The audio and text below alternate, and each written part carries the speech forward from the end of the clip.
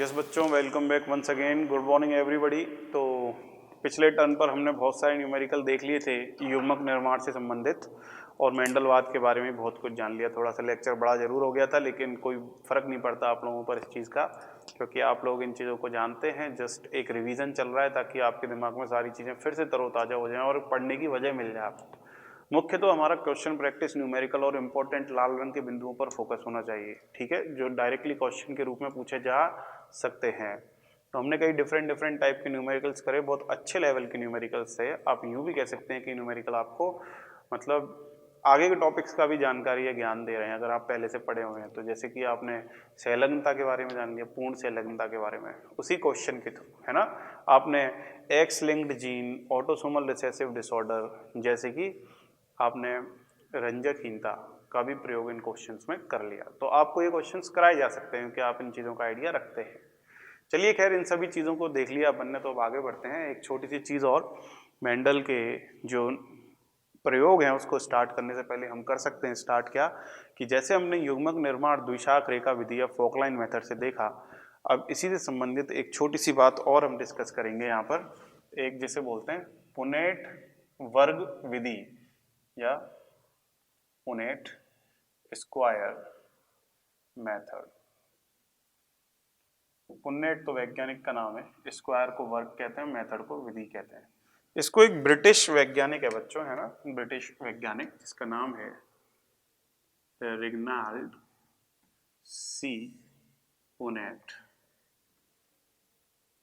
RC Punnett भी कह सकते हैं इसको। उसने ये विधि दी। क्या है ये? Graphical representation of male and female gametes and their offsprings. सीधा कह सकते हैं कि नर तथा मादा युग्मकों का तथा उनके संयोग का मतलब है कि फर्टिलाइजेशन से बनने वाले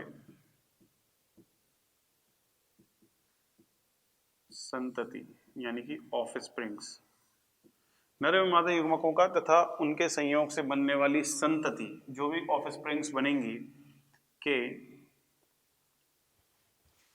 जीन प्रारूप, संतति युग्मनज भी लिख सकते हो ना, जायगोट, जीन प्रारूप का ग्राफीय चित्रण या ग्राफीय निरूपण जो है वही कहलाएगा पुनेट वर्ग विधि। तो पुनेट वर्ग विधि में क्या होता है कि जो एक्स अक्ष है, उस वर्ग का जो एक्स अक्ष है, यानी कि क्षैतिज पंक्ति में तो लिखे जाएंगे क्या? नर युग्मक, और लंबवत या ऊर्ध्व पंक्ति में लिखे जाएंगे कौन? मादा युग्मक, फीमेल गैमीट्स, ये लिख दिए जाएंगे। और इससे वाले संतति के जितने भी संभव यानी कि पॉसिबल, जितने भी संभव हो सकते हैं जीन प्रारूप, उन सब का ग्राफीय निरूपण कर दिया जाएगा। तो इसमें किया क्या जाएगा बच्चों? एक वर्ग जैसी संरचना बनाई जाएगी, स्क्वायर शेप्ड स्ट्रक्चर। अब ये जितना संकरण होगा उतना ही बड़ा वर्ग होगा ये, और इस वर्ग में ये क्षैतिज पंक्ति है तो इसमें लिख दिए जाएंगे नर युग्मक, मेल गैमीट्स, इसमें तो लिख दिए जाएंगे नर युग्मक, और इसमें लिख दिए जाएंगे ऊर्ध्व रूप से इस तरीके से मादा युग्मकों को, ऐसे लिखेंगे। अब जैसे सपोज मैं मान के चलता हूँ नर युग्मक है मेरे पास कैपिटल ए और एक और है स्मॉल ए, ऐसे ही यहाँ पे मादा युग्मक, और ऐसे ही नर युग्मक मान लो मेरे पास है स्मॉल ए, इस तरीके से, तो वो लिख दूंगा मैं। जितने भी तरह के युग्मक बनेंगे, मान लो 4 तरह के युग्मक बनेंगे तो वो चारों लिखे जाएंगे, 2 बने तो 2, एक तरह का बना है तो एक लिख दो। जितने भी टाइप्स के युग्मक बनेंगे वो सारे लिख दिए जाएंगे नर और मादा के। फिर इनके संयोग बनाए, जैसे कैपिटल ए का स्मॉल ए से होगा तो कैपिटल ए स्मॉल ए बन जाएगा युग्मनज, कैपिटल ए का स्मॉल ए से होगा तो ये बन जाएगा, स्मॉल ए का स्मॉल ए से होगा तो ये बन जाएगा, स्मॉल ए का स्मॉल ए से होगा तो ये बन जाएगा। इस तरह जितनी भी संभावित संततियां बन सकती हैं, जितनी भी संभव जीन प्रारूप, सबका आ जाएगा आपके पास संततियों का। तो ये जो बॉक्स के अंदर आए हैं ये युग्मनज, जायगोट, या बोल सकते हो संतति, ये युग्मनज ही तो आगे जाके संतति बनाएगा। का जीन प्रारूप इन छोटे बक्सों के अंदर लिखा गया है और बक्सों के ऊर्ध्व रेखा पर इधर मादा युग्मक और क्षैतिज रेखा पर नर युग्मकों को निरूपित। तो इस तरीके की जो व्यवस्था है ना, ये रिग्नाल्ड-पुन्नेट ने खोज ली थी और इसी को पुन्नेट स्क्वायर मेथड या चेकर बोर्ड विधि भी कह दिया था। इसे चेकर बोर्ड भी कह सकते हो आप, चेकर बोर्ड तो है एक तरह के जिसमें अपन युग्मकों के संलयन से बनने वाली संततियों के जीन प्रारूप चेक कर सकते हैं, इसीलिए इसका नाम चेकर बोर्ड भी रखा जाता है। ठीक है, चलो एक छोटी हेडिंग खत्म हो गई। तो इस विधि का उपयोग अब मेंडल ने भी किया है, जो आरसी पुन्नेट ने बाद में बताया, लेकिन हम मेंडल के जो परिणाम निकलेंगे मेंडल के प्रयोगों से उनको चेकर बोर्ड विधि या पुन्नेट स्क्वायर मेथड से भी समझेंगे और फिर उनका गणितीय निरूपण भी देखेंगे। तो ये एक काम की चीज हो जाएगी हमारे लिए। ठीक है, चलो मैं इसको मिटा रहा हूँ, फटाफट से नोट कर लो पॉज करके, फिर हम स्टार्ट करते हैं मेंडल का कार्यक्रम यानी कि मेंडल के प्रयोग। ये रिग्नाल्ड-पुन्नेट का कार्य हो गया जो हमने यहाँ समझ लिया। अब हम आपको बताते हैं नेक्स्ट हेडिंग, आज की प्रमुख हेडिंग, एक जीन की वंशागति।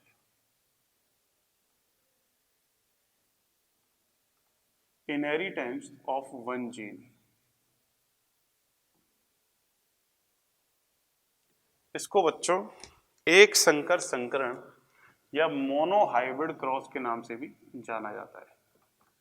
एक संकर संकरण, संकरण का मतलब तो क्रॉस होता है, ये मैं आपको बता चुका हूं। एक संकर या मोनोहाइब्रिड का क्या मतलब है ये भी मुझे आपको समझाना पड़ेगा। चलिए देखते हैं एक जीन की वंशागति का मतलब क्या है। बच्चों किसी भी एक लक्षण को, वन कैरेक्टर को बनाने वाली या नियंत्रित करने वाली एक युग्म विकल्पी, तो एक लक्षण के जो दो विपर्यासी विभेद होते हैं उन दोनों विपर्यासी विभेदों को, कॉन्ट्रास्टिक ट्रेट्स को दो एलील्स कंट्रोल कर रही हैं और ये जो दो एलील कंट्रोल कर रही हैं इन दोनों एलील की वंशागति के अध्ययन को ही एक जीन की वंशागति या मोनोहाइब्रिड क्रॉस नाम दिया जाता है। समझ भाई? To study the inheritance of single pair of contrasting trait for one character. एक लक्षण के लिए एक युग्म विकल्पी, single pair of contrasting trait यानी कि विपर्यासी विभेद वाले लक्षण, एक विपर्यासी विभेद वाले लक्षणों की वंशागति का अध्ययन। समझ में आई बात? चलिए लिख देता हूं। एक विपर्यासी विभेद वाले लक्षण जो कि एक युग्म विकल्पी जोड़े से होती है। एक जीन की वंशागति का मतलब क्या है? एक विपर्यासी विभेद वाले लक्षण की वंशागति, लक्षण की वंशागति जो कि एक युग्म विकल्पी जोड़े से होती है। तो यहां लिखनी पड़ेगी मुझे कि वंशागति एक विपर्यासी विभेद वाले लक्षण की। तो यहां पर दो शब्द इंपॉर्टेंट आए, एक और लक्षण, जिसमें विपर्यासी विभेद है, कोई सा भी हो सकता है जैसे लंबा या पौना, ठीक है, की वंशागति का अध्ययन जो कि एक युग्म विकल्पी जोड़े से होती है। एक एलील पेयर एक युग्म विकल्पी जोड़े से होती है। इस युग्म विकल्पी का जो जोड़ा, जिस एलील पेयर की बात करें, युग्म विकल्पी जोड़े का मतलब होगा एलील पेयर। युग्म विकल्पी का मतलब एलील और जोड़े का मतलब पेयर का विषम युग्मजी होना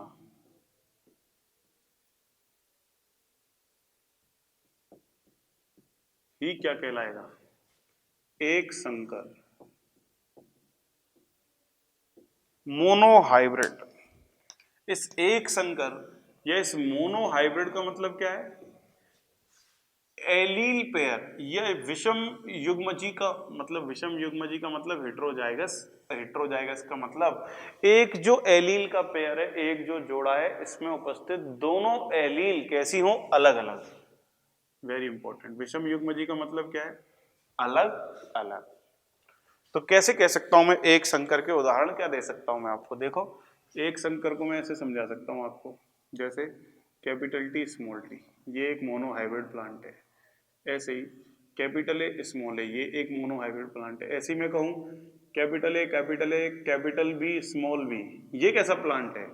वेरी इंपॉर्टेंट। इसमें देखो, एक ही विषम युग्मजी जोड़ा है एलील का, दूसरा विषम युग्मजी नहीं है, सिर्फ एक ही आ रहा है विषम युग्मजी जोड़ा। तो ये भी कैसा है?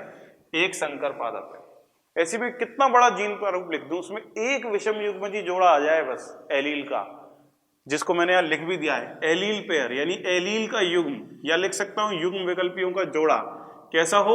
विषम युग्मजी होना। ये मतलब होता है किसका? एक संकर के। तीनों एक संकर के उदाहरण है ये। समझ में आई बात?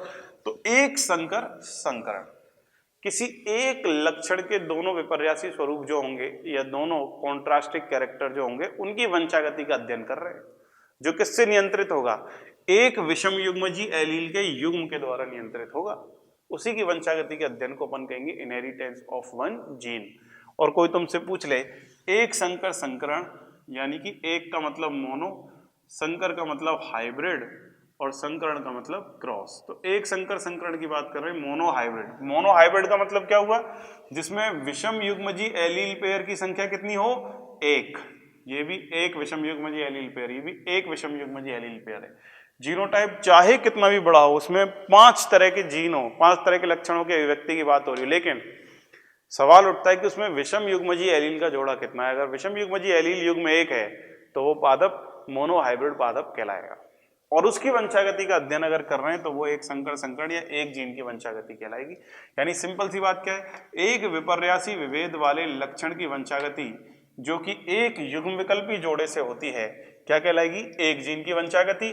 और इस एक जीन की वंशागति में जो युग्म विकल्पी जोड़ा है ना, एलील पेयर, वो कैसा होना चाहिए? विषम युग्मजी होना चाहिए, यानी कि एक संकर होना चाहिए। और एक संकर का मतलब ये कंडीशन है।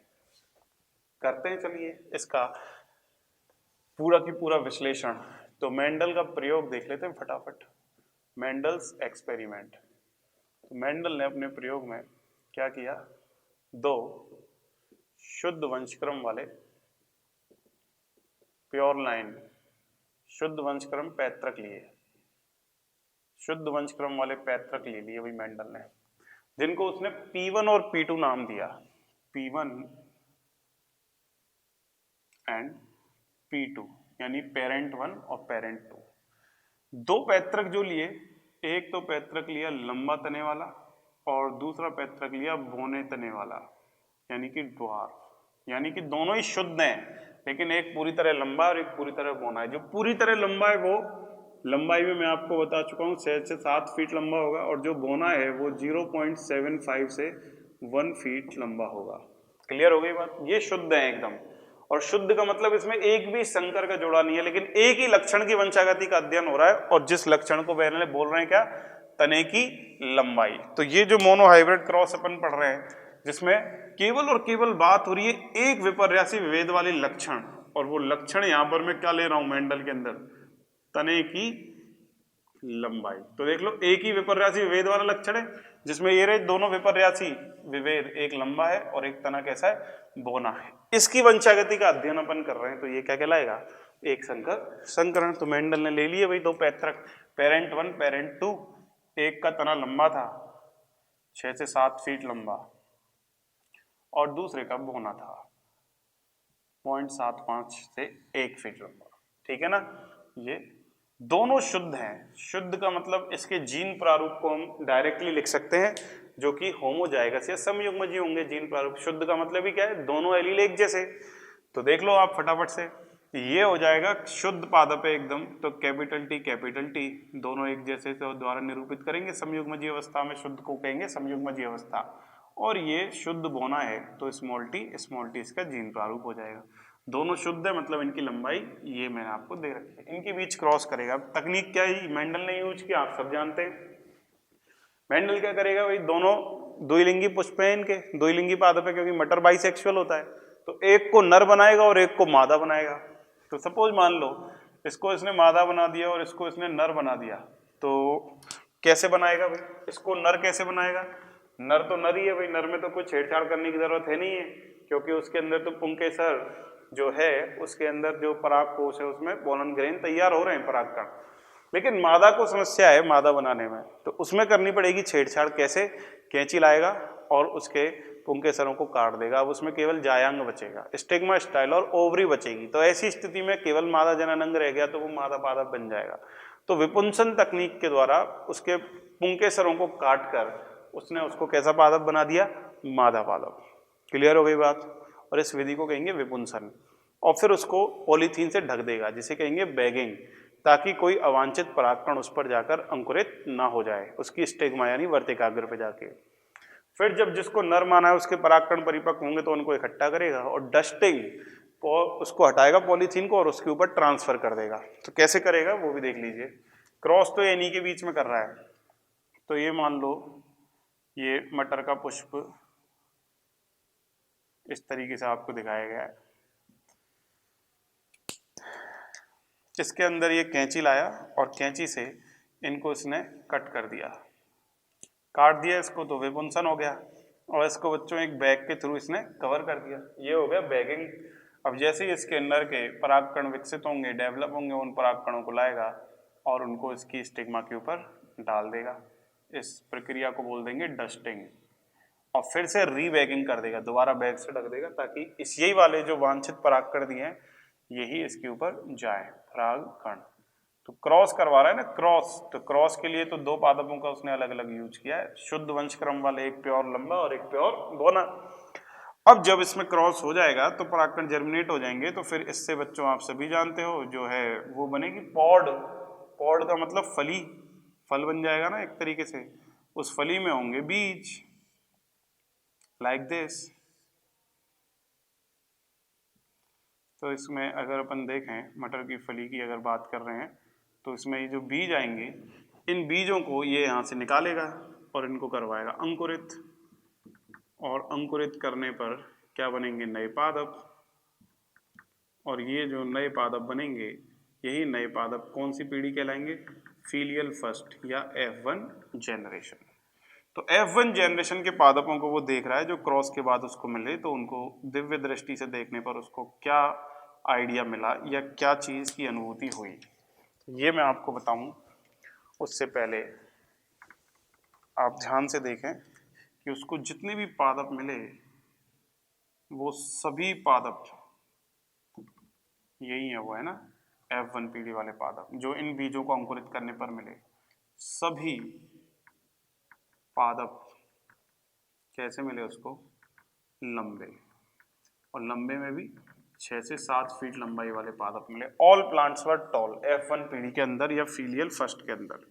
ये इसने मोनोहाइब्रिड क्रॉस एक पीढ़ी तक का तो करवा दिया और इसको F1 पीढ़ी में सभी पादप लंबे मिले। अब वो जानता नहीं है ये बात कि ये जितने भी पादप उसको मिले, मान लो 100 पादप मिले तो सभी पादप बोलेगा उसको, ये सभी की सभी पादप उसको मिले हैं, ये शुद्ध हैं कि अशुद्ध हैं। शुद्ध अशुद्ध का मतलब कि उसमें जो एलील का युग्म है वो समयुग्मजी है कि विषम युग्मजी है, ये नहीं पता चल रहा है इसको अभी तक। यहाँ पे देखने से तो कुछ पता नहीं चलेगा ना, सिवाय फिनोटाइप के, और लक्षण प्रारूप यानी फिनोटाइप तो उसको दिख ही रहा है, इसलिए लिख दिया सभी पादप लंबे हैं।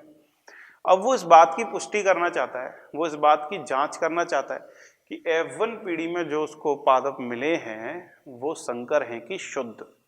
तो उसकी तकनीक क्या थी, संकर या शुद्धता की जांच करने के लिए वो इसमें क्या करवा देगा, सेल्फिंग। सेल्फिंग को बोलते हैं स्वपरागण या अंतः प्रजनन, क्योंकि इसके पुष्प में नर जननांग भी है और मादा जननांग भी है। तो इसकी जांच के लिए ये जो है इसकी शुद्धता की जांच के लिए वे F1 पादपों में क्या करवाएगा, वेरी इंपॉर्टेंट, ये उसकी टेक्निक थी, स्वपरागण यानी सेल्फ पॉलिनेशन करवाएगा। स्वयं परागण को इंग्लिश में बोलते हैं सेल्फिंग। F1 पादपों में स्वयं परागण यानी सेल्फिंग करवा देगा वो, यानी यही नर है और यही मादा है, इसमें इस तरीके का सीन करवाएगा वो, तब जाके उसको F1 के बारे में कुछ आइडिया लग सकता है कि वो शुद्ध था कि अशुद्ध। तो जैसे ही सेल्फिंग कराएगा तो कैसे कराएगा देखिए, ये पादप बना देता है पहले, लंबा है F1 का, और जो 100 मिले वो 100 की 100 के साथ करवाएगा ये सेम काम, अपने परिणामों की सटीकता की जांच के लिए कि परिणाम मैं जो निकाल रहा हूं वो एकदम सही है कि नहीं है। F1 पादप है।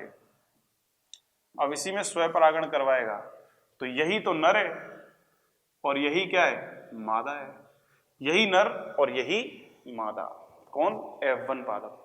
और जैसे इसने स्वयं परागण करवाया, सेल्फिंग, सेल्फिंग का मतलब स्वयं परागण, तो इसको संतति मिली हर एक पादप से, मान लो 100, तो 100 में से वो जो अनुपात निकालेगा वो ऐसे मान लो कि 4 में से निकाल रहा है, ठीक है, 4 में से जो निकाल रहा है उसे 100 पे निकाल दो, मान लो उसे 100 बीज मिल रहे हैं हर पीढ़ी में। तो उसने हर एक पादप का जब विश्लेषण किया तो हर एक पादप से उसे क्या प्राप्त हुआ, और जो कुछ भी उसे प्राप्त होगा हर एक पादप से, वो ही कौन सी पीढ़ी कहलाएगी, F2 जनरेशन या F2 पीढ़ी। Very important thing. और जब उसने F2 पीढ़ी निकाली तो उसने पाया कि F2 पीढ़ी के अंदर जो पादप उसको मिल रहे हैं वो मान लो 100 पादपों जो F1 में मिले थे 100 की 100 में करवाई उसने सेल्फिंग या स्वयं परागण, तो उससे जब उसने F2 पीढ़ी पता लगाई तो 100 की 100 पादपों में से जो F2 पीढ़ी उसको मिली, उस F2 पीढ़ी के अंदर सभी पादप अब उसको एक जैसे नहीं मिले, कुछ पादप लंबे मिल रहे थे तो उसके साथ साथ उसको कुछ पादप कैसे भी मिले, बौने भी मिले। ये देखो ये पादप जो मिले उसको, ये कैसे मिले, लंबे F2 पीढ़ी में, तो उसके साथ साथ कुछ पादप उसे ऐसे भी मिले जो कैसे थे, बौने। अब देखना वो कैसे कैसे बातें बनाएगा और कैसे कैसे निष्कर्षों की ओर पहुंचेगा। इस F2 पीढ़ी में जो पादप मिले वो दोनों पैतृकों के लक्षण वाले पादप है, दोनों पैतृकों से समानता दर्शा रहे हैं। दो पैतृक कौन से, F1 पीढ़ी के पैतृक ये रहे दोनों पैतृक, लंबा भी है और बौना भी है। तो F2 पीढ़ी के पादप लंबे भी मिल रहे हैं और बौने भी मिल रहे हैं, मतलब F2 पीढ़ी के पादप F1 के दोनों पैतृकों से समानता दर्शाते हैं। लेकिन F1 पीढ़ी के पादप केवल और केवल एक ही पैतृक से समानता दर्शा रहे हैं। देखो सभी लंबे हैं जबकि पैतृक लंबा भी था और बौनी भी थी।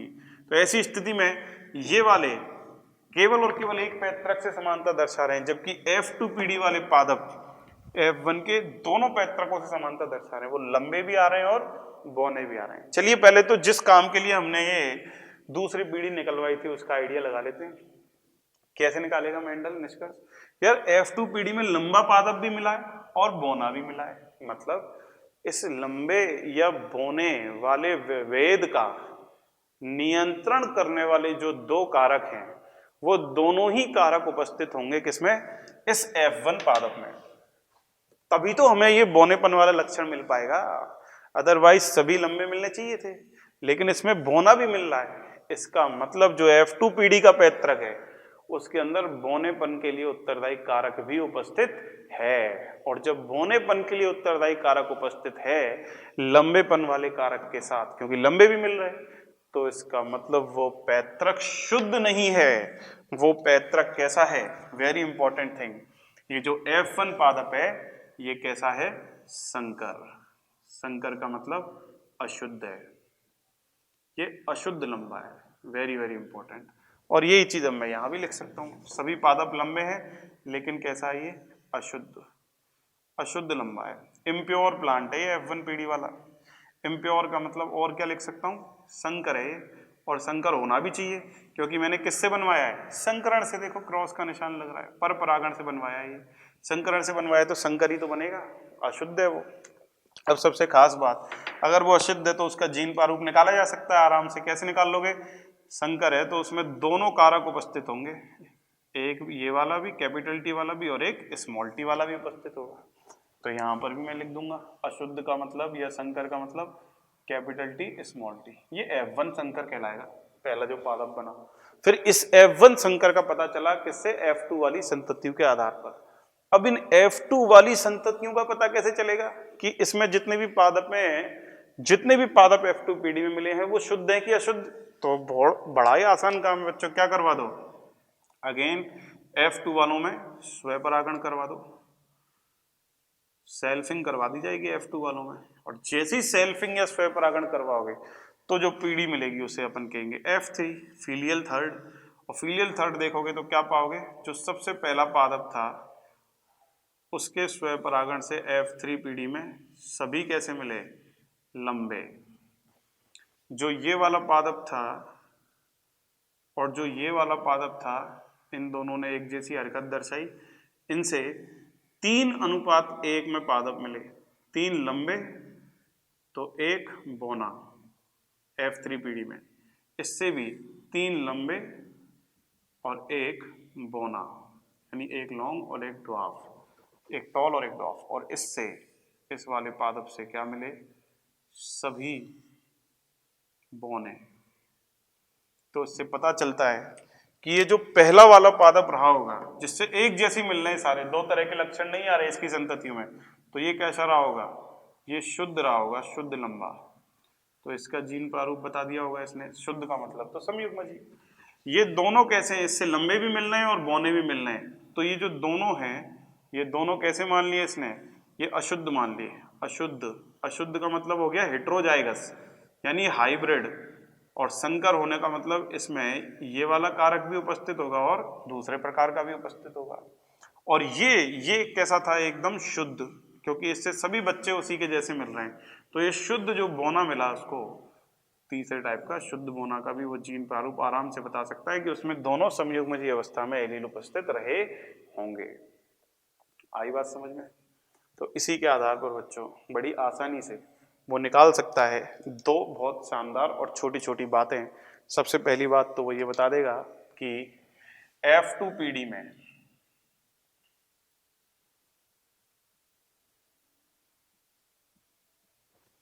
जीनोटाइपिक रेशो, लक्षण प्रारूप, और F2 पीढ़ी का जीन प्रारूप। देखो एक संकर पादप की बात इसलिए हो रही है क्योंकि विषम युग्मजी का कितना जोड़ा बनना है, सिर्फ एक ही, इसीलिए इसको अपन क्या बोलेंगे, एक संकर संकरण, क्योंकि एक ही लक्षण ऐसा है जिसके एलील कैसे हैं या जिसके कारक कैसे हैं, विषम युग्मजी। इसीलिए मैंने कहा था ना, एक विषम युग्मजी जोड़े का होना ही क्या कहलाएगा, एक संकर। इसीलिए एक संकर क्रॉस था क्योंकि इसमें एक ही लक्षण का अध्ययन कर रहे हैं वंशागति का, वो है तने की लंबाई। तो लक्षण प्रारूप कैसे भाई, लक्षण प्रारूप क्या, जो देखने से पता चलता है। तो F2 पीढ़ी में लक्षण प्रारूप क्या आएगा, देखने पर पता चला ये भी लंबा, ये भी लंबा, ये शुद्ध या अशुद्ध, ये शुद्ध या संकर तो लिख दिया, लेकिन कैसे हैं, ये सभी लंबे हैं, देख लो ये।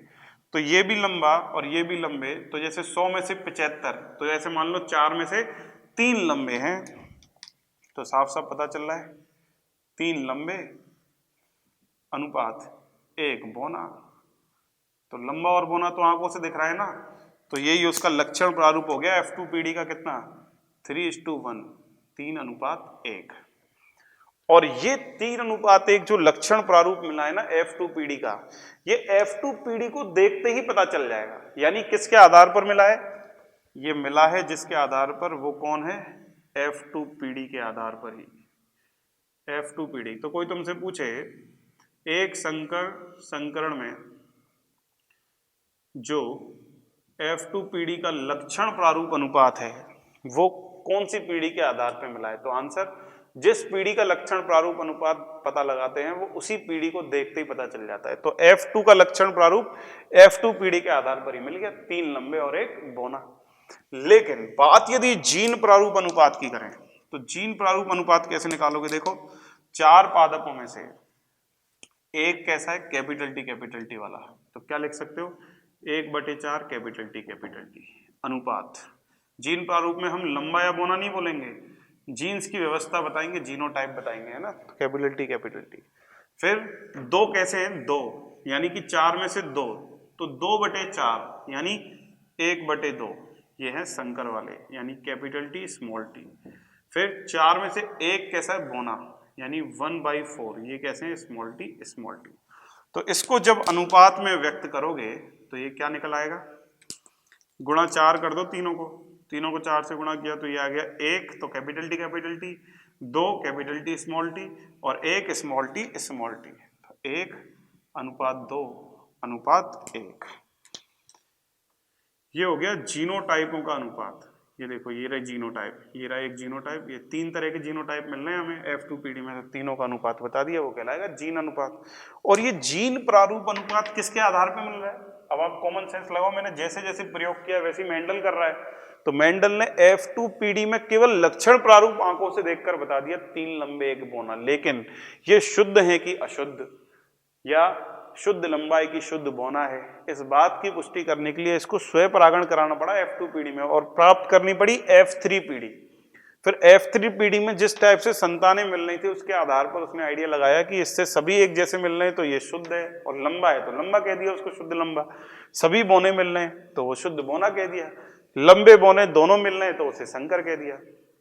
इस हिसाब से इसने F2PD का जीन प्रारूप बताया, फिर अनुपात निकाल करके उसको जीन प्रारूप अनुपात कर लिया। तो फिर F2 में ये जो जीन प्रारूप है ना इनके, ये तब तक पता नहीं चल सकते थे मेंडल को, क्योंकि जीन प्रारूप दिखेगा थोड़ी आंखों से, वो तो जीन है, वो कैसे दिख जाएंगे आंखों से?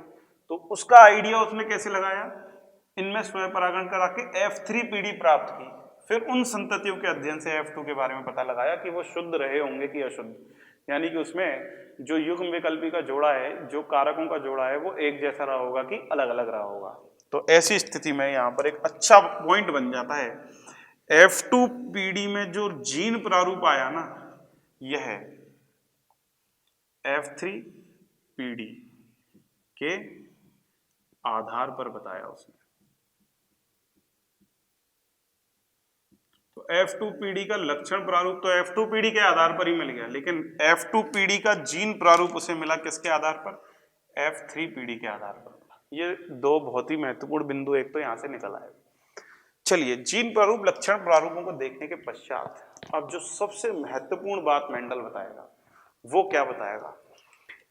F1PD के पादप के आधार पर एक निष्कर्ष देगा अपना, और F2PD के पादप के आधार पर भी एक निष्कर्ष देगा, बड़ा शानदार। अब ध्यान से देखना बच्चों बात को, चूंकि उपरोक्त क्रॉस के आधार पर, उपरोक्त संकरण के आधार पर मेंडल ने पाया कि F1PD का जो पादप है वो अशुद्ध है, यानी संकर है। अशुद्ध या संकर होने की स्थिति में भी सभी पादप एक पैतृक से समानता दर्शा रहे हैं, केवल और केवल एक पैतृक से। अर्थात जो दो विपर्यासी विभेद वाले पैतृक लिए थे हमने, उनमें से सभी संततियां केवल एक ही पैतृक के साथ समानता दर्शाती हैं, दूसरे के साथ नहीं दर्शाती। लेकिन उस F1 संकर के जीन प्रारूप को देखें तो उसमें दोनों कारक उपस्थित हैं, लेकिन लक्षण केवल एक ही कारक दर्शा रहा है, इसीलिए संतति एक ही पैतृक से समानता दर्शा पा रही है। इसका मतलब जब दो विषम युग्मजी कारक परस्पर एक साथ उपस्थित हों तो उनमें से एक कारक जो अपने प्रभाव को प्रदर्शित करता है प्रभावी कारक कहलाता है, और दूसरा कारक जो अपने प्रभाव को अभिव्यक्त नहीं कर पाता अप्रभावी या रिसेसिव कारक कहलाता है। यानी प्रभावी कारक की उपस्थिति में अप्रभावी कारक का प्रभाव परिलक्षित नहीं होता, इसी को प्रभाविकता का निष्कर्ष कहते हैं। तो मेंडल ने F1PD के पादप के आधार पर प्रभाविकता का निष्कर्ष दिया, और कैसे दिया होगा अब देख रहे हो आप, कैसे कैसे विश्लेषण होता है, ये चीज आप खुद देख पा रहे हो कि मेंडल ने भी कैसे किया होगा। वेरी इंपॉर्टेंट बात, क्या लिख सकता हूं? F1 पादप, सभी F1 पादप केवल एक ही पैतृक से समानता दर्शाते हैं। सभी F1 पादप केवल एक ही पैतृक से समानता दर्शाते हैं, अतः इस आधार पर वो कह सकता है केवल एक ही कारक, ये दो कारक है ना कैपिटल टी और स्मॉल टी, इन दोनों में से केवल एक ही कारक, कौन सा वाला? ये कैपिटल टी वाला, अतः केवल एक ही कारक अभिव्यक्त होता है।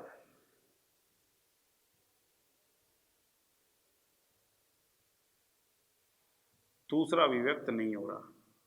तो जो अभिव्यक्त हो रहा है वही अपना प्रभाव दर्शा रहा है, वही प्रभावी कारक है। इसी के आधार पर उसने अपना कौन सा निष्कर्ष दे दिया? प्रभाविकता का निष्कर्ष, कंक्लूजन ऑफ डोमिनेंस, प्रभाविकता का निष्कर्ष दे डाला बच्चों। तो F1 पीढ़ी के आधार पर ही दे दिया था उसने, कौन सा कंक्लूजन? डोमिनेंस वाला। अब उसने तो निष्कर्ष कहा था मेंडल ने, बाद में मैंने आपको पढ़ा रखा है मेंडल बाद में, कोरेंस नाम का एक वैज्ञानिक था जर्मनी का, जिसने इसके निष्कर्षों को नियम की उपाधि दी, लॉ में परिवर्तित कर दिया। तो अब इसको प्रभाविकता का नियम या लॉ ऑफ डोमिनेंस भी कह सकते हो, लेकिन मेंडल के संदर्भ में तो हमने इसको क्या ही कहा है? प्रभाविकता का निष्कर्ष। तो F1 के आधार पर ही दे दिया उसने। देख लो, पहले तो F1 का स्वयं करा के पता लगाया कि वो शुद्ध है कि अशुद्ध। जब पता चला कि वो अशुद्ध है यानी संकर है, मतलब उसमें दोनों एलील उपस्थित हैं, यानी उसमें दोनों युग्म विकल्पी उपस्थित हैं। अब देखा कि उसमें लक्षण या विभेद तो केवल एक ही पैतृक का आ रहा है सभी संततियों में, दूसरा पैतृक तो बिल्कुल ही गायब है, दिखाई नहीं दे रहा किसी भी संतति में। तो उसने अंदाज लगाया कि यार जब दोनों विपरीत विभेद वाले एलील एक साथ उपस्थित हों तो उनमें से केवल एक ही अपने प्रभाव को दर्शा पाता है, दूसरा नहीं दर्शा पाता। इसी को उसने प्रभाविकता का निष्कर्ष कह दिया। कितनी इंपॉर्टेंट, F1 ही पढ़ रहे हैं, देख लो निकल आई ना एक चीज कितनी इंपॉर्टेंट। यानी कोई पूछे कौन सी पीढ़ी के आधार पर मेंडल को प्रभाविकता नजर आ गई, वो तो F1 के आधार पर ही नजर आ गई थी। अब वो आगे भी नजर आएगी, F2 में भी नजर आ जाएगी, उसमें क्या है। लेकिन सबसे पहले तो उसको ये बात F1 पीढ़ी में पता चल गई प्रभाविकता की। अब दूसरा निष्कर्ष कैसे निकालेगा वो ध्यान से देखना। F2 पीढ़ी बनाई, F1 में स्वयं परागण करा के जीन प्रारूप लक्षण प्रारूप दोनों तरह के अनुपात निकाल दिए। अब खास बात देखना इसमें क्या है, F2 पीढ़ी के पादप दोनों पैतृकों से समानता दर्शाते हैं। यानी कि F2 पीढ़ी में हमें लंबे भी मिल रहे हैं और बौने भी मिल रहे हैं, और पैतृक भी लंबा भी था और बौना भी था, जो इस क्रॉस के शुरुआत में पैतृक लिए थे अपन ने, है ना। दोनों पैतृकों से समानता दर्शाते हैं। F2 पीढ़ी के पादप जो है दोनों पैतृकों से समानता दर्शाते हैं। किसके पैतृकों की बात हो रही है यहाँ पर? F1 पीढ़ी के पैतृक, इस F1 पीढ़ी के इन पैतृकों की बात हो रही है। अर्थात लंबा पादप भी बनना है F2 पीढ़ी में और बौना पादप भी बनना है F2 पीढ़ी में। क्लियर हो गई बात? इसके आधार पर मेंडल दिमाग कैसे लगाएगा, ये कैसे संभव है कि बौनेपन वाला लक्षण इस बार अभिव्यक्त हो गया? सही है कि नहीं ये बात? कैसे बौनेपन वाला लक्षण अभिव्यक्त हुआ होगा, जबकि इसके पैतृक के अंदर तो केवल दोनों विपर्यासी विभेद वाले एलील उपस्थित हैं। तो वो दोनों की दोनों यदि हमेशा साथ रहेंगे तो प्रभाविकता लगेगी, और प्रभाविकता लगेगी तो केवल प्रभावी वाला ही अपना लक्षण अभिव्यक्त कर पाएगा। लेकिन यहाँ बौने वाले एलील ने अपना लक्षण अभिव्यक्त कैसे किया होगा? जब इसके बारे में मेंडल ने दिमाग लगाया और सोचा तो फिर उसके दिमाग में आया ये केवल तभी संभव है जब ये प्रभावी और अप्रभावी युग्म विकल्पी दोनों साथ ना रहें, ये दोनों एक दूसरे से पृथक हो गए हों। और जब ये दोनों एक दूसरे से पृथक हो जाएंगे तो ऐसी स्थिति में अप्रभावी वाला जो फैक्टर है, अप्रभावी वाला जो एलील है, वो प्रभावी के प्रभाव में आएगा ही नहीं, और वो अपने आप को अभिव्यक्त करने में मुक्त हो जाएगा या सफल हो जाएगा। और यही वजह रही होगी कि F2 पीढ़ी में आते आते वो जोड़ी के जो दोनों विषम युग्मजी कारक थे वो एक दूसरे से क्या हो गए होंगे? पृथक। और पृथक हो जाने की वजह से अब प्रभाविकता का गुण समाप्त हो जाएगा उसमें से, और अप्रभावी वाला उसके प्रभाव से, उसके चंगुल से मुक्त हो जाएगा, और मुक्त होकर के अपने आप को जब अभिव्यक्त करेगा तो बौनेपन का कारण भी हमें F2 पीढ़ी में दिखाई दे जाएगा। तो ऐसी स्थिति में उसने बताया सबसे पहले तो F2 पीढ़ी के पादप दोनों पैतृकों से समानता दर्शाते हैं, और दोनों से समानता दर्शाते हैं अर्थात कोई मध्यवर्ती लंबाई प्राप्त नहीं होती।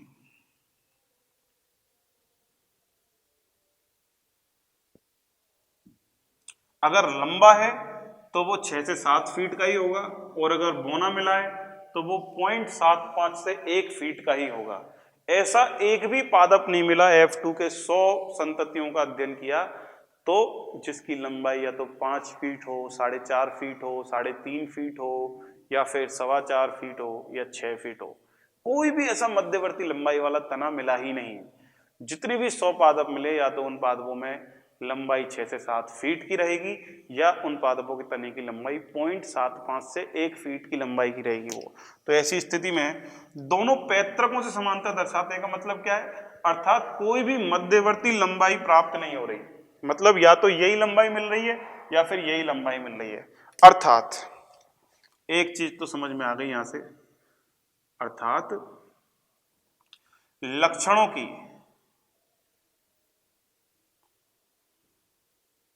लक्षणों का वंशागति के दौरान क्या नहीं हुआ? मिश्रण या ब्लेंडिंग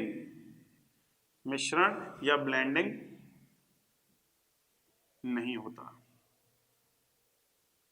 जब वंशागति होती है तो लक्षण मिश्रित नहीं होती। ये बात मेंडल ने कही थी, जो उसकी विफलता का कारण बन गया। अल्फ्रेड रसेल वालेस और चार्ल्स डार्विन ने इसीलिए तो नकार दिया इसको, क्योंकि ये कहता था कि कारक जो होते हैं ना, कारक वो अमिश्रित प्रकार के होते हैं, अनब्लेंड होते हैं, यानी कि वो कोई मध्यवर्ती प्रकार का जीन प्रारूप या लक्षण प्रारूप उत्पन्न नहीं करते। वो तो शुद्ध है, एकदम शुद्ध। अगर कैपिटल टी है तो लंबा ही बनाएगा और उतना ही लंबा बनाएगा हर बार। स्मॉल टी है तो बोना ही बनाएगा, उतना ही बोना बनाएगा हर बार। इसका मतलब सीधी सी बात है, लक्षण जब एक पीढ़ी से दूसरी पीढ़ी में जा रहे हैं तो वो मिश्रित नहीं हो रहे।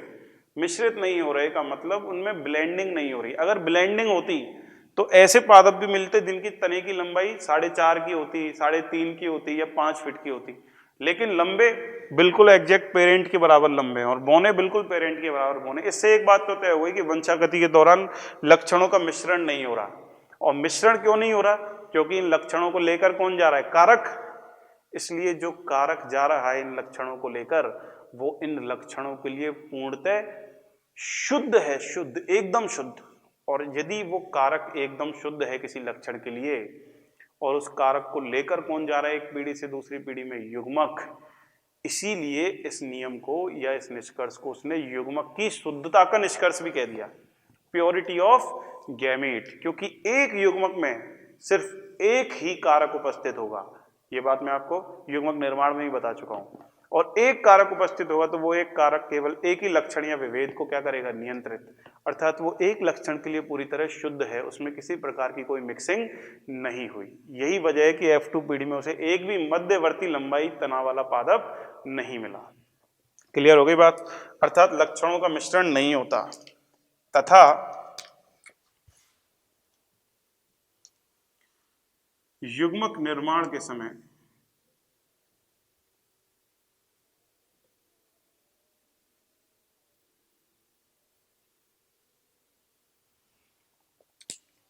दोनों कारक, जोड़ी के जो दोनों कारक थे, कौन कौन से दोनों कारक? ये कैपिटल टी वाला भी और ये स्मॉल टी वाला भी परस्पर क्या हो जाते हैं? पृथक हो जाते हैं।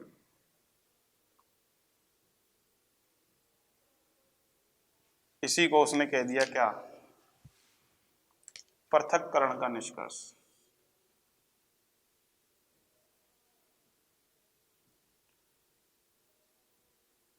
कंक्लूजन ऑफ सेग्रीगेशन, या युग्मकों की शुद्धता का निष्कर्ष।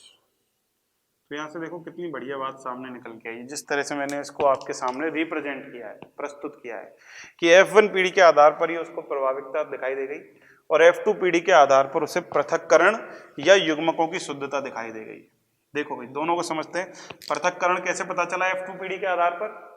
क्योंकि F1 संकर पादप में जो दोनों कारक उपस्थित थे, प्रभावी और अप्रभावी, यदि ये दोनों कभी पृथक होते ही नहीं एक दूसरे से, तो दोनों एक दूसरे के साथ ही रहते वंशागति के समय भी, और दोनों साथ रहते तो कौन सा नियम लगता? प्रभाविकता का नियम। प्रभाविकता अगर लगता तो ये बोने वाला कारक खुद को कभी व्यक्त कर ही नहीं पाता, और खुद को कभी व्यक्त नहीं कर पाता तो F2 पीढ़ी में फिर ये बोना कहां से आ गया? आना ही नहीं चाहिए था एक भी बोना। लेकिन F2PD में बोना पादप आया, तो बोने का आना वो कैसे सिद्ध करेगा? तो उसने कहा होगा कि F1 संकर ने जब स्वपरागण किया तो उस समय इसने जनन के लिए युग्मक बनाए होंगे, और युग्मकों के निर्माण के दौरान जोड़ी के दोनों कारक परस्पर एक दूसरे से क्या हो गए होंगे? पृथक। और पृथक होने के पश्चात जब इनका किसी दूसरे युग्मकों के साथ संयोग रहा होगा तो इसी के इस टाइप के कारक का संयोग इसी टाइप के कारक के साथ हो गया, यानी स्मॉल टी का स्मॉल टी के साथ, तो उसमें कैपिटल टी आया ही नहीं, इसलिए उसमें प्रभाविकता आई नहीं। और इसी चक्कर में इन अप्रभावी वाले कारकों ने खुद को अभिव्यक्त करके कैसा पादप बना दिया? बोना पादप। मतलब ये तो तय है कि युग्मक निर्माण के समय कारक परस्पर एक दूसरे से पृथक जरूर होंगे, पृथक होंगे तभी हमें दोनों प्रकार के पैतृकों जैसे लक्षण F2PD में मिल पाएंगे। अगर पृथक नहीं होते तो केवल प्रभाविकता ही नजर आती, और केवल प्रभाविकता नजर आती तो F2PD के सभी पादप केवल एक ही पैतृक से समानता दर्शाते जो प्रभावी वाला है, दूसरे से समानता नहीं दर्शा सकते थे। क्लियर हो गई बात? इसलिए तो पृथक्करण का पता चला उसको F2PD का निष्कर्ष देख के कि एलील आपस में पृथक जरूर हुए, कारक आपस में पृथक जरूर हुए हैं। और युग्मकों की शुद्धता कैसे पता चल रही है? इसी को युग्मकों की शुद्धता क्यों कह दिया उसने? ये तो बड़ा आसान सा है बच्चों, क्योंकि उसको F2PD में जो दोनों प्रकार के पैतृकों से समानता दर्शाने वाले पादप प्राप्त हुए हैं वो हूबहू पैतृकों जैसा ही लक्षण प्रारूप रखते हैं। अगर 75 पादप लंबे मिल रहे हैं तो उन सारे 75 पादपों के तने की लंबाई 6 से 7 फीट की है जो पैतृक वाले तने की थी, और यदि 25 बोने मिल रहे हैं तो उन 25 बोनों के तने की लंबाई 0.75 से 1 फीट की है जो कि बोने वाले पैतृक की थी।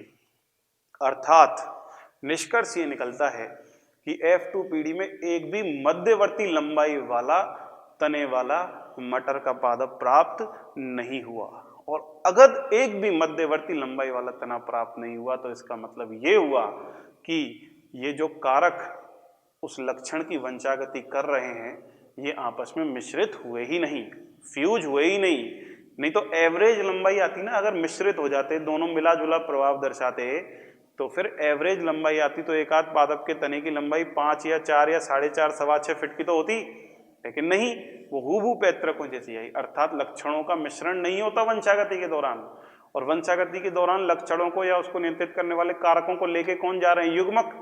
तो उसने कह दिया कि जो युग्मक होते हैं वो प्रत्येक कारक के लिए एकदम शुद्ध होते हैं, और इस पर हम न्यूमेरिकल कर चुके हैं। याद करो इनमें से कौन सा एक युग्मक है, ये कैसे पता लगाया था? जिसमें दो एलील कभी भी एक जैसी नहीं आनी चाहिए, हमेशा एक ही प्रकार की एलील एक युग्मक में आएगी, अर्थात युग्मक हमेशा प्रत्येक लक्षण के लिए या कारक के लिए एकदम शुद्ध होता है। इसी को युग्मकों की शुद्धता भी कह दिया। तो ये F2PD के आधार पर 2 निष्कर्ष दे दिए उसने, और F1 के आधार पर 1 निष्कर्ष, और किस तरह दिया वो आपने देख भी लिया। दोनों निष्कर्षों की विस्तार से व्याख्या करेंगे, लेकिन उससे पहले मैं साइड में हट लेता हूँ। पॉज करके इसे नोट कर लो, और नोट करके मिटाऊंगा, और चेकर बोर्ड या पुनेट स्क्वायर के द्वारा एक संकर संकरण का निष्कर्ष निकालेंगे। फिर गणितीय विश्लेषण करेंगे कि मेंडल ने जीन प्रारूप और लक्षण प्रारूपों की गणितीय पुष्टि कैसे की होगी, क्योंकि हमने ये लिखा है उसकी सफलता में कि मेंडल अपने लक्षणों की सटीकता की जांच के लिए गणितीय तर्क और सांख्यिकी विश्लेषण किया करता था। तो प्रेक्षणों के आधार पर F3PD के आधार पर F2 का जीन प्रारूप बता दिया, F2 के प्रेक्षण के आधार पर F2 का लक्षण प्रारूप बता दिया, लेकिन अब इसकी गणितीय पुष्टि भी तो करेगा वो कि क्या मैथमेटिकली ये सारी चीजें सही हैं कि नहीं। इसके लिए हमें बोर्ड मिटाना पड़ेगा, तो मैं मिटा रहा हूं, साइड में हट के नोट कर लो। मुझे पूरी उम्मीद है आपको 100% मजा आ रहा होगा आनुवांशिकी इस तरह पढ़ने में, क्योंकि एक एक बिंदु एक एक बात आपके क्वेश्चन के रूप में क्लियर हो रही है कि प्रभाविकता कौन से संकरण में मिली, सही है कि नहीं है। पृथक्करण का कैसे पता चला उसे? पृथक्करण मिलता ही नहीं अगर दोनों लक्षण F2 में नहीं आते। पृथक्करण हुआ है इसीलिए दोनों युग्म विकल्प एक दूसरे से अलग हुए, इसीलिए प्रभावी एलील के चंगुल से छूट गया और उसने अपने ही जैसे के साथ संयोग करके निषेचन करके बोना पादप बना दिया। आई बात समझ में? इसीलिए वो पृथक्करण जैसी चीज बता पाया मेंडल। तो देखो चेकर बोर्ड के द्वारा या पुनेट स्क्वायर विधि द्वारा, पुनेट वर्ग पुनेट स्क्वायर विधि द्वारा निरूपण करते हैं भाई। एक नर ले लिया, एक मादा पैतृक। नर पूरी तरह शुद्ध लंबा और मादा शुद्ध बौनी दर्शा दिए ये दोनों। फिर इनके बीच में क्रॉस करेंगे, तो क्रॉस कराने के लिए सबसे पहले युग्मक बनाने पड़ेंगे। ये पैतृक है, युग्मक बनाएंगे तो एक ही तरह का युग्मक बनेगा कैपिटल टी, और इससे एक ही प्रकार के युग्मक बनेंगे स्मॉल टी, क्योंकि सारे फैक्टर या एलील एक जैसे हैं। इनका संकरण करवा दोगे आप, एक ही तरह के युग्मकों का फ्यूजन कराओगे तो F1 पीढ़ी मिल जाएगी, जिसके अंदर कैपिटल टी स्मॉल टी दिखाई दे जाएगा। और ये कैपिटल टी स्मॉल टी अशुद्ध लंबा कैसा है? अशुद्ध। अशुद्ध क्यों? क्योंकि विषम युग्मज है और साथ में लंबा भी दिख रहा है, तो लंबा इसकी वजह से आ रहा है। ये लंबा एक ही पैतृक से समानता दर्शा रहा है इसके साथ, इसीलिए यहाँ से इसने प्रभाविकता जैसा शब्द दे डाला मेंडल ने। अब इसकी जांच के लिए, पुष्टि के लिए वो क्या करवाएगा इसमें? स्वपरागण। खूब सारे पादप मिले, सभी में स्वपरागण करवा के देखा, चेक किया, तो स्वपरागण करेगा तो ये जो F2 पीढ़ी प्राप्त करने के लिए पैतृक बनेंगे, वो पैतृक खुद यही है, यही नर है, और यही पादप कौन है? मादा। नर का रोल भी यही प्ले कर रहा है और मादा का भी यही प्ले कर रहा है, क्योंकि इसी में ही करवाना है स्वपरागण। वैसे भी मटर का पौधा द्विलिंगी तो है ही, तो जैसे ही स्वपरागण कराया तो अनेक मुझे क्या मिलाएंगे? युग्मक बनाने पड़ेंगे। पहले युग्मक बनाऊंगा तो कैसे बनेंगे? देखो, एक विषम युग्मज ही जोड़ा है, n का मान 1, फॉर्मूले में रख दो 2 की घात 1, कितने बनेंगे? 2 तरह के युग्मक। 2 तरह के युग्मक बना दिया आपने, कैपिटल टी और एक स्मॉल टी। यहाँ से भी क्योंकि पादप तो वही है भाई, तो युग्मक तो 2 ही तरह के बनने। तो अब इन युग्मकों में चेकर बोर्ड विधि के द्वारा आप ये दर्शाओगे या पता लगाना चाहोगे कि यार ये कैसे किया इसने, तो चेकर बोर्ड कैसे बनाओगे? चेकर बोर्ड या पुनेट स्क्वायर, ये रहा पुनेट स्क्वायर, एक वर्ग बनाओगे और इस वर्ग में एक्स अक्ष पर नर युग्मक लिखोगे। नर युग्मक कौन कौन से हैं? कैपिटल टी स्मॉल टी, 2 तरह के, तो दोनों लिख दिए। फिर इस ऊर्ध्व वाले अक्ष पर कैपिटल टी स्मॉल टी मादा वाले युग्मक लिख दोगे, वो भी यही है कैपिटल टी। अब संयोग बनाओगे, कैपिटल टी ने कैपिटल टी से किया तो ये बनेगा, कैपिटल टी ने स्मॉल टी से किया तो ये बनेगा, स्मॉल टी ने कैपिटल टी से किया तो ये बनेगा, और स्मॉल टी ने स्मॉल टी से किया तो ये बनेगा। ये F2 पीढ़ी के पादपों का चेकर बोर्ड के द्वारा बनने वाली संततियों के बारे में इसने बता दिया। तो इसने जब F3 पीढ़ी प्राप्त की तो उससे इसको चेकर बोर्ड पर तो जीन प्रारूप सीधा मिल गया, F3 पीढ़ी के आधार पर भी वो पता लगा सकता है कि ये शुद्ध हैं कि अशुद्ध हैं। तो हमें तो डायरेक्टली पता है, सीधा कह सकते हैं प्योर टॉल है ये, तो शुद्ध लंबा है ये, और ये अशुद्ध लंबा है, अशुद्ध लंबा, और ये भी अशुद्ध लंबा है, अशुद्ध लंबा, और ये कैसा है? शुद्ध बोना पादप है। क्लियर? ये उसको F2 पीढ़ी में। तो इसको देखने पर एक बात तो साफ साफ पता चल रही है कि ये जो 3 पादप हैं, ये वाले 3 पादप कौन कौन से? 1, 2 और ये 3, ये तीनों उसको कैसे दिखाई दे रहे हैं? लंबे। तो साफ साफ कह सकता है वो फिनोटाइप, इंग्लिश में लिख देता हूं, फिनोटाइप का मतलब लक्षण प्रारूप अनुपात। 3 लंबे हैं तो 3:1 बौना है, 1 आ जाएगा। समझ में आई बात? ये तो देखते ही पता चल जाएगा फिनोटाइपिक अनुपात। तो किसका? F2 पीढ़ी का। ये जो पीढ़ी बन रही है ये पूरी की पूरी कौन सी पीढ़ी है? ये F2 पीढ़ी, F2 पीढ़ी फीलियल सेकंड। 4 जो प्रकार के युग्मनज बने हैं उनके बारे में बता रहा है। 3 लंबे 1 बौना, लेकिन जीन प्रारूप अनुपात भी ऐसे ही निकाल सकता है एलील के आधार पर। चेकर बोर्ड से अपन बिना पीढ़ी उगाए भी तो संभाव प्रायिकता बता ही रहे। तो ये बताने पर देखें तो जीनोटाइपिक रेशो F2 पीढ़ी का जीनोटाइप क्या आ रहा है? ये किसकी गणना कर रहे हैं अपन? F2 पीढ़ी में कर रहे हैं। इसी में देखो एक प्रकार का जीन प्रारूप तो ये रहा, 1 लिख दिया। 2 एक जैसे जीन प्रारूप हैं, capital T small T, capital T small T, ऐसे कितने पादप हैं? 2, 2 लिख दिया। और 1 बोना है, एक ही जैसा है स्मॉल टी तो 1 ये लिख दिया। तो ये हो गया इसका F2 पीढ़ी का जीनोटाइप, और ये हो गया F2 पीढ़ी का फिनोटाइप, यानी ये लक्षण प्रारूप अनुपात और ये जीन प्रारूप अनुपात। अब ये गणितीय विश्लेषण, ये तो चेकर बोर्ड द्वारा प्रदर्शन हो गया एक संकर संकरण का, इसका मैथमेटिकल एनालिसिस भी करते हैं, गणितीय विश्लेषण। अब वो चेक करेगा गणितीय एनालिसिस या तर्क का उपयोग करके कि क्या मैंने ये जो जीनोटाइप निकाला ये सही है, क्यों? क्योंकि भाई जाहिर सी बात है, लक्षण प्रारूप तो आंखों से दिखेगा पर जीन प्रारूप दिख नहीं रहा है आंखों से। ये चेकर बोर्ड के द्वारा प्रदर्शन करके संभावना बताइए कि भाई ये हो सकता है। अब गणितीय रूप से इसकी पुष्टि करेगा और मेनली किसकी करेगा? जीनोटाइप, जीनोटाइप यानी जीन प्रारूप की। तो जीन प्रारूप की गणितीय विश्लेषण या गणितीय गणना या गणितीय व्याख्या करेगा जीनोटाइप निकालने का। तो कैसे करेगा भाई? बाइनोमियल एक्सप्रेशन, बाइनोमियल द्विघात समीकरण होगा एक, एक्सप्रेशन बोलेंगे इसको। ये बाइनोमियल एक्सप्रेशन होता है एक फॉर्मूला जिसको बोलते हैं ax प्लस by का होल स्क्वायर। इसका उपयोग करेगा वो, जिसमें a और b और x और y क्या है? तो ध्यान से सुनना, x तथा y क्या है? युग्मक के प्रकार। समझ में आई बात? x और y तो युग्मक के प्रकार है। और a क्या है? a तथा b क्या है? ये प्रत्येक युग्मक के निषेचन या फर्टिलाइजेशन की प्रोबेबिलिटी यानी संभावना, या संभावना को अपन कह सकते हैं प्रायिकता। प्रत्येक युग्मक के निषेचन की प्रायिकता है ये। समझ में आई बात? तो देखते हैं भाई x और y क्या है। x क्या है? यहाँ पर F1 संकर पादप की बात कर रहे हैं। F1 कौन सा है? Capital T small T. इसी में तो करवा रहे हैं स्वयं परागण, कैपिटल टी स्मॉल टी वाले में। तो F2PD का निकालेंगे अपन जीन प्रारूप। तो F1 पादप जो है कैपिटल टी स्मॉल टी, ये कितने प्रकार के युग्मक बना रहा है? 2 प्रकार के युग्मक, x बराबर पहला युग्मक कैपिटल टी और y बराबर दूसरे प्रकार का युग्मक स्मॉल टी, क्योंकि x और y क्या है? युग्मकों के प्रकार। तो ये 2 तरह के तो युग्मक बनाता है, एक तो कैपिटल टी और एक स्मॉल टी, दोनों लिख दिए।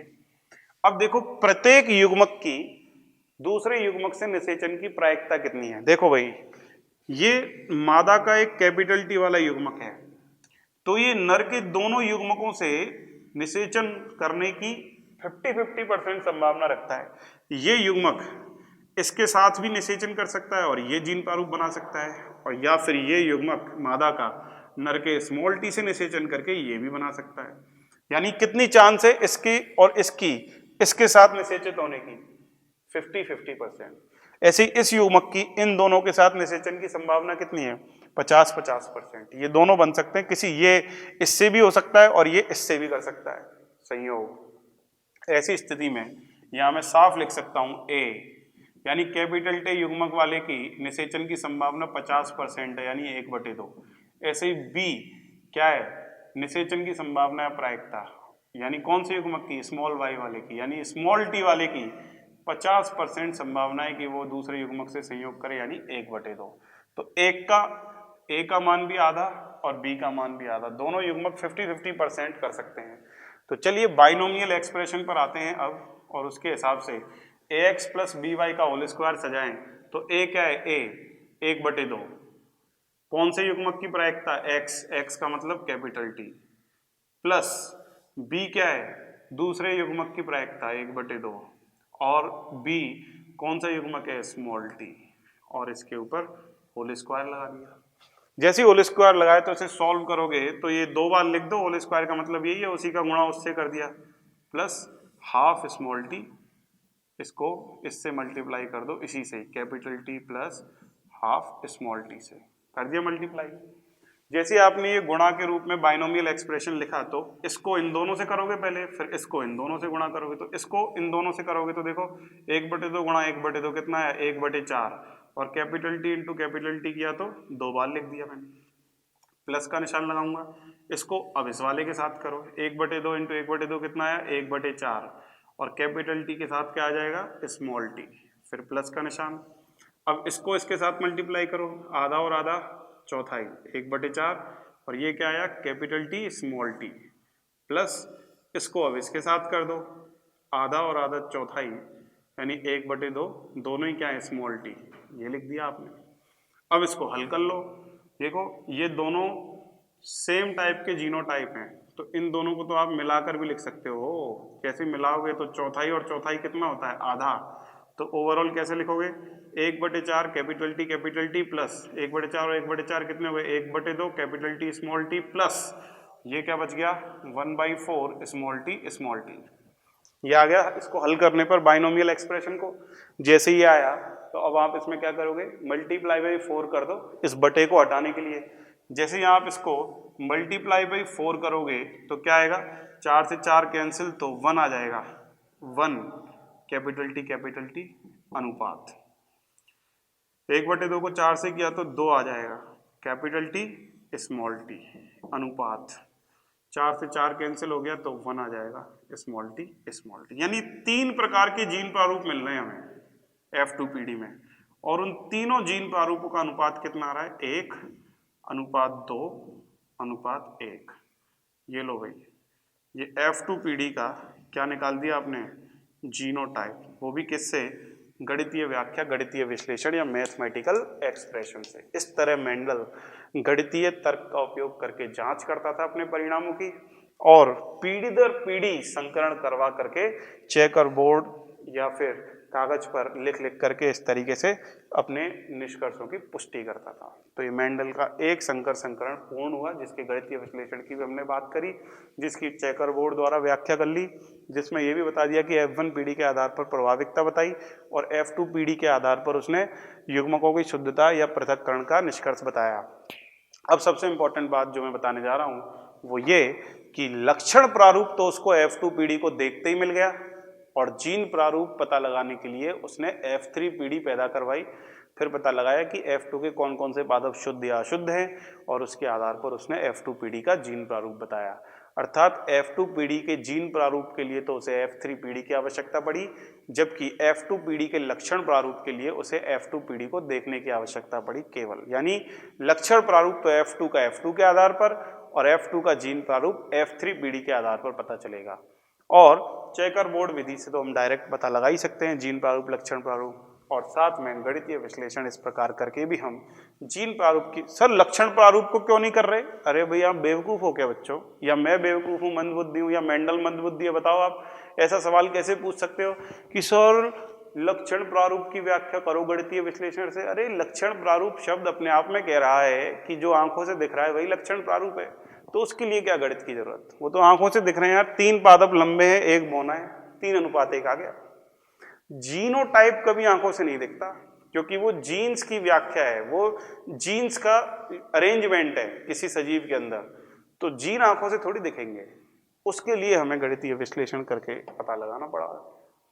क्लियर, चलिए साइड में हटता हूँ, मिटा रहा हूँ, और इसके दोनों निष्कर्षों के बारे में कुछ बिंदु बता देता हूँ आपको फटाफट से, घंटा होने को है पूरा। साइड में हट गया, पॉज कर लो, नोट कर लो, मिटा रहा हूँ भाई। हो सकता है आपको एक संकर संकरण आज बहुत अच्छे से समझ में आ गया हो पूरी तरह से, ये भी एनसीईआरटी का जो गणितीय विश्लेषण है ये भी अच्छे से क्लियर हो गया होगा, उम्मीद है ऐसी मुझे। ठीक है, चलिए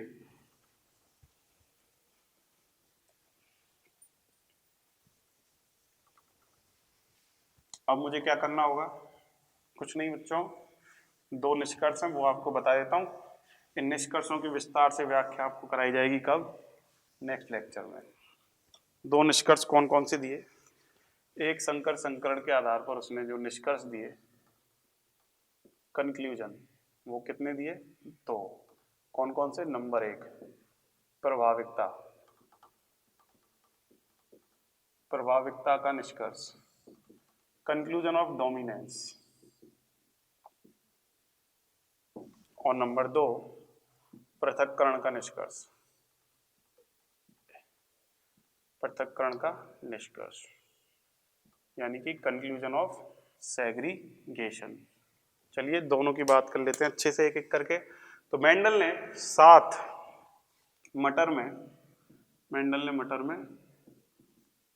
लक्षणों की वंशागति का अध्ययन कर बताया। 7 लक्षणों की वंशागति का अध्ययन करके मेंडल ने बताया, क्या बताया इस प्रभाविकता के निष्कर्ष में, नंबर 1 प्रत्येक लक्षण एक विविक्त इकाई द्वारा नियंत्रित होता है।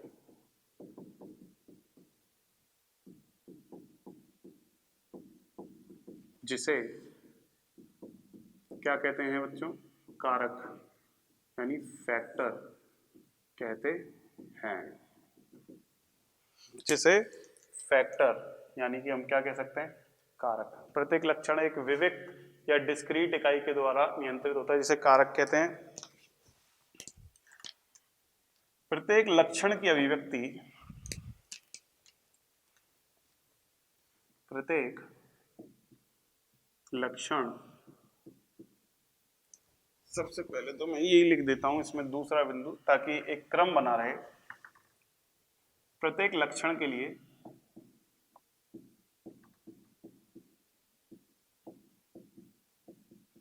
कारक सदैव जोड़े में, जोड़ी लिख दो यानी पेयर में उपस्थित होते हैं। ये प्रभाविकता के अंदर आने वाले बिंदु हैं बच्चों। जब प्रभाविकता की वो बता रहा है बात, तो वो ऐसी तो माहौल बना के बताएगा। सदैव जोड़ी में उपस्थित होते हैं ये कारक। प्रत्येक लक्षण के लिए जो कारक है ना, कारक फैक्टर्स, वो किस में उपस्थित होते हैं? जोड़ी में। प्रत्येक लक्षण की अभिव्यक्ति के लिए जो कारक होंगे वो हमेशा आपको किस में मिलेंगे? जोड़ी में, क्योंकि द्विगुणित सजीव है एक मटर। और फिर तीसरी बात लास्ट में ये बता ही देगा क्या? जोड़ी के दोनों कारकों में से, जो जोड़ा है ना, जोड़ा, जोड़ी के दोनों कारकों में से केवल वह जो अभिव्यक्त होता है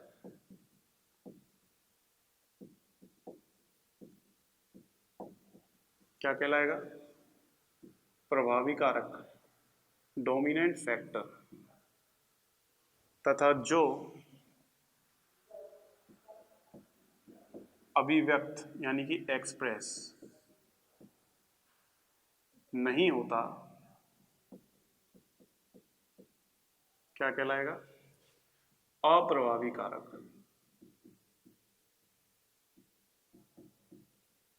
कहलाता है। अर्थात सीधा बोल सकता हूं, प्रभावी कारक की उपस्थिति में जब दो विपरीत टाइप के, दो अलग अलग टाइप के कारक एक साथ जोड़े में उपस्थित हों, तो उनमें से केवल एक ही अपने आप को अभिव्यक्त कर सकता है, जिसे प्रभावी कारक कहेंगे, और दूसरा खुद को अभिव्यक्त नहीं कर सकता, जिसे कहेंगे अप्रभावी कारक। इसी को उसने प्रभाविकता का नियम कहा। जैसे फॉर एग्जाम्पल, ये कैपिटल टी और स्मॉल टी, ये एक जीन प्रारूप है, एक संकर पादप है, ये उसका जीन प्रारूप है। तो उसमें से ये जोड़ी के दोनों में से जब एक अपने आप को अभिव्यक्त करेगा यानी एक्सप्रेस करेगा खुद को, तो फिर ये कहलाएगा प्रभावी कारक, डोमिनेंट फैक्टर। और दूसरा वाला उसकी उपस्थिति में खुद को एक्सप्रेस नहीं करेगा, नॉट एक्सप्रेस यानी कि अभिव्यक्त नहीं करेगा, तो वो क्या कहलाएगा? जो अभिव्यक्त नहीं कर रहा, जिसका लक्षण हमें दिखाई नहीं दे रहा उस पीढ़ी में, कौन सा कारक कहलाएगा? वो अप्रभावी कारक। यानी कि जब दोनों अलग अलग कारक जोड़े में उपस्थित हों, तो उनमें से एक जो खुद को अभिव्यक्त करता है प्रभावी कहलाएगा, और जो अभिव्यक्त नहीं करता अप्रभावी कहलाएगा। और प्रभावी की उपस्थिति में अप्रभावी अपना प्रभाव नहीं दर्शा पाता। इसी को प्रभाविकता का क्या कहते हैं? निष्कर्ष। अब इसमें खास बात याद रखना, यह है सर्वमान्य यानी यूनिवर्सल, यह सर्वमान्य नियम नहीं है प्रभाविकता वाला, क्योंकि इसके क्या उपस्थित हैं? अपवाद। प्रभाविकता के अपवाद उपस्थित होते हैं भाई, लेकिन मेंडल के जीते जी तो वो अपवाद मिले नहीं, क्योंकि मटर में तो वो चीज पाई नहीं जा रही थी। आप तो बड़े बच्चे हो, सब समझते हो, आप तो जानते हो कि प्रभाविकता के निष्कर्ष के अपवाद क्या हो सकते हैं? सह प्रभाविकता, अपूर्ण प्रभाविकता। बट वो मेंडल के बाद की बात है। मेंडल को प्रभाविकता ही मिली और कुछ नहीं मिला। बाद के अध्ययनों से पता चला कि इस लक्षण, इस कैरेक्टर के क्या भी हैं, या इस लॉ के या इस कंक्लूजन के क्या भी उपस्थित है? अपवाद। तो ये सार्वभौमिक नियम नहीं है। चलो पृथक्करण के निष्कर्ष की बात करते हैं। यह निष्कर्ष इस तथ्य पर आधारित है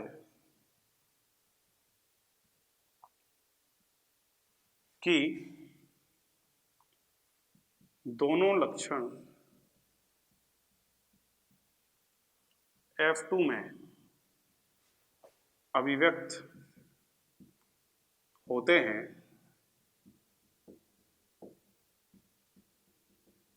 F1 में नहीं। जो दोनों लक्षण है मतलब लंबाई वाला और बौनेपन वाला, वो दोनों F2 पीढ़ी में तो अभिव्यक्त हो रहे हैं लेकिन F1 में अभिव्यक्त नहीं हो रहे।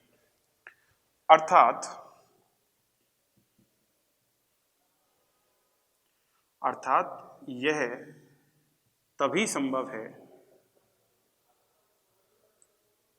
जब दोनों कारक युग्मक निर्माण के समय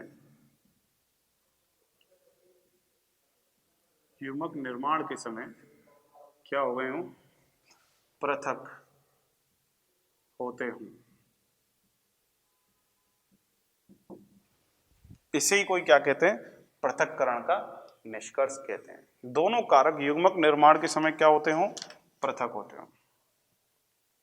यानी बौनेपन का F2 पीढ़ी में पृथक्करण के द्वारा ही दर्शाया जा सकता है, संभव हो सकता है बौने पादप का F2 पीढ़ी में दिखना। पृथक्करण नहीं होगा तो नहीं दिखेगा। कैसे कह सकते हैं इसको, कैसे समझाएं? जैसे F1 संकर ये है, कैपिटल T स्मॉल t, तो जब इस पैतृक ने, सपोज ये पैतृक है, तो इस पैतृक पादप ने जब युग्मक बनाए होंगे तो युग्मक बनाते समय जो जोड़ी के दोनों कारक थे वो एक दूसरे से क्या हो गए, पृथक। तो एक प्रकार का युग्मक ये रहा और एक प्रकार का ये रहा, युग्मक पृथक हुए होंगे। ठीक है ना।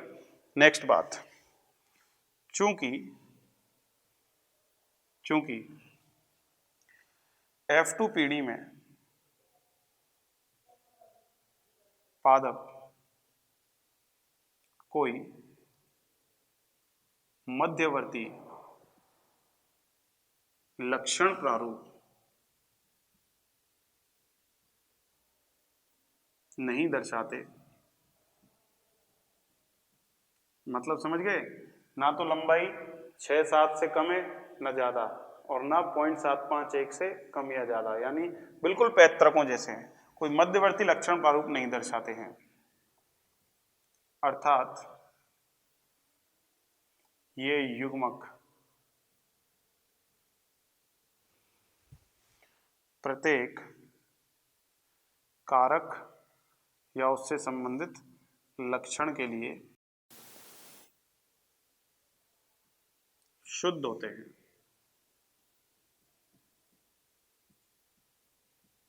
इसी को हम क्या भी कह देते हैं, युग्मकों की शुद्धता का निष्कर्ष भी कह देते हैं।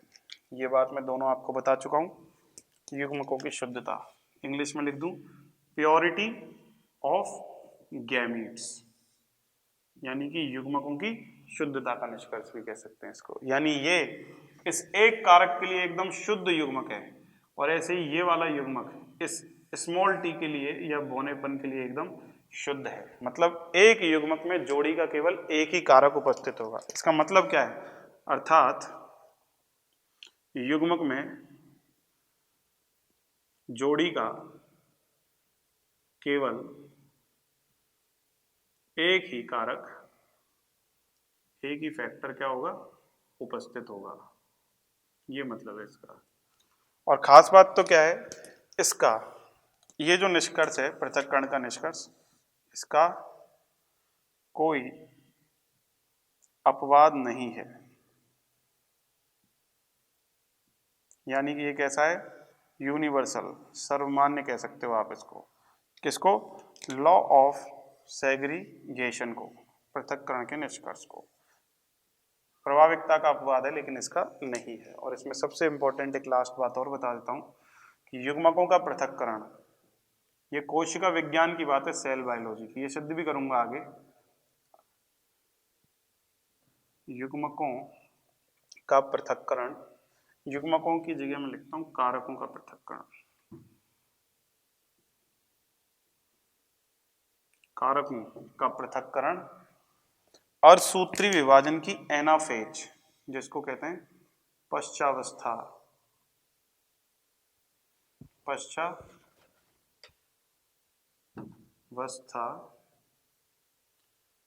फर्स्ट, यानी एनाफेज फर्स्ट में होता है। वेरी इंपॉर्टेंट, याद रखना, एनाफेज फर्स्ट में कारकों का पृथक्करण होता है, अर्थात यही वो अवस्था है, कौन सी, एनाफेज फर्स्ट। इसी में युग्मकों का ये भी इंपॉर्टेंट बात है, जीन प्रारूप निर्धारित हो जाता है। युग्मकों का जीन प्रारूप भी इसी में निर्धारित होता है, किसमें, एनाफेज फर्स्ट, पश्चावस्था में। यहाँ हिंदी में लिख दिया तो यहाँ इंग्लिश में लिख दिया, ये दोनों बातें याद रखना आप। पादपों में बीजाणु निर्माण, स्पोर फॉर्मेशन के समय, और जंतुओं में अर्धसूत्री विभाजन होता है जब युग्मकों के निर्माण के समय। उस समय ये घटना घटित होती है जब कारकों का पृथक्करण होता है। कोशिका विभाजन तो पढ़ा ही होगा, आपको याद होगा थोड़ा बहुत कि अर्धसूत्री विभाजन में जो प्रोफेज फर्स्ट होती है उसकी स्थूल पट्ट अवस्था के अंदर क्रॉसिंग ओवर होता है जीन विन में। फिर उसके बाद वो दोनों युगली जो होती हैं, युगली किसे कहते हैं, समजात गुणसूत्रों का युग्म, वो मेटाफेज मध्य अवस्था तक बना रहता है, तो तब तक ये कारक भी पृथक नहीं होंगे। लेकिन एनाफेज फर्स्ट का तो सबसे इंपॉर्टेंट बिंदु क्या है, युगली के दोनों समजात गुणसूत्र परस्पर विपरीत ध्रुवों की ओर गमन कर देते हैं, अर्थात समजात गुणसूत्रों के युग्म का क्या हो जाता है, पृथक्करण। इसलिए बोला एनाफेज फर्स्ट। और युग्मकों का जीन प्रारूप भी एनाफेज फर्स्ट में ही निर्धारित होगा। क्यों, क्योंकि एनाफेज फर्स्ट में ही तो होता है अगुणित कोशिका का निर्माण, जबकि आप जानते हो एनाफेज या मियोसिस सेकंड, अर्धसूत्री अवस्था द्वितीय, तो समसूत्री के समान ही है, उसमें कोई चेंज होना ही नहीं है। जो चेंज होना था वो किसमें होना है, मियोसिस फर्स्ट। तो मियोसिस फर्स्ट में जब विपरीत ध्रुवों की ओर गुणसूत्र पहुंच जाएंगे तो जो युग्मक बनने हैं उनका जीन प्रारूप तो फिक्स हो ही चुका है, अब तो जस्ट इसकी संख्या डबल करेंगे अपन मियोसिस सेकंड में। इसलिए दोनों ही चीजों का आंसर आएगा पश्चावस्था प्रथम या एनाफेज फर्स्ट। आगे समझाऊंगा अभी मैं आपको चित्र के द्वारा। तो कारकों का पृथक्करण एनाफेज फर्स्ट में कह लो, या यूं कह दो युग्मकों का जीन प्रारूप का निर्धारण भी किसमें होगा, एनाफेज फर्स्ट में। यह पृथक्करण का निष्कर्ष। अब इनकी विस्तार से व्याख्या या इनका प्रूफ, इनके प्रमाण कैसे देंगे अपन, प्रभाविकता को कैसे सिद्ध करूंगा या पृथक्करण को कैसे सिद्ध करूंगा, ये जानने के लिए नेक्स्ट लेक्चर का इंतजार करना पड़ेगा। आज का कार्यक्रम यहीं समाप्त करेंगे बच्चों। Thank you very much, take care. आपका दिन मंगलमय एवं शुभ हो। अच्छे से पढ़ें, चीज़ों को समझें और एक एक पॉइंट को विस्तार से लें। Take care, all the best.